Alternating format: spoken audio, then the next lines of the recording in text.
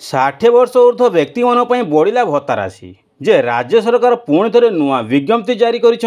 एणिकी बार्धक्य भत्ता हेब 3,000-3,500 टंका। वर्तमान समय सरकार पुणी थे विज्ञप्ति जारी कर बार्धक्य भत्ता को नहीं जहाँ चर्चार विषय पलटि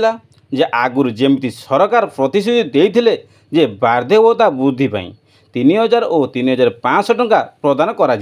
तो वर्तमान समय ताहा नहीं जेतेबेले बजेट आसीला जहाक नहीं बेस तर्क वितर्क आरंभ हो सारी। वर्तमान समय भत्ता वृद्धि नहीं बड़ अपडेट आसीला जे 60 वर्ष ऊर्ध्व व्यक्ति माने टंका पाइबे और 60 वर्ष जे माने अधिक सेमानकर एज होईची तो सेमानकर बार्धक्य भत्ता वृद्धि होइबो कि नाही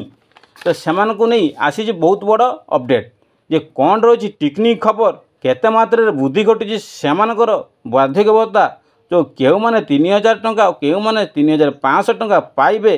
कौन रही बड़ अपडेट आसतु जानिबा। विशेषकर 60 वर्ष ऊर्ध्व व्यक्ति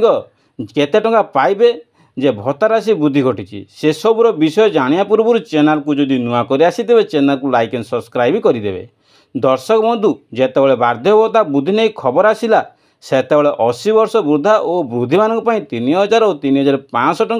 टंका भत्ता राशि वृद्धि घटी किंतु मोहन सरकार इलेक्शन पूर्व प्रतिश्रुति देते जे समस्त 3,000 टंका भत्ता राशि वृद्धि करा जेतेबेले बजेट पास होइतला सेतेबेले होइतला मात्र 80 वर्ष 3,000 टंका बिल पास होइछि।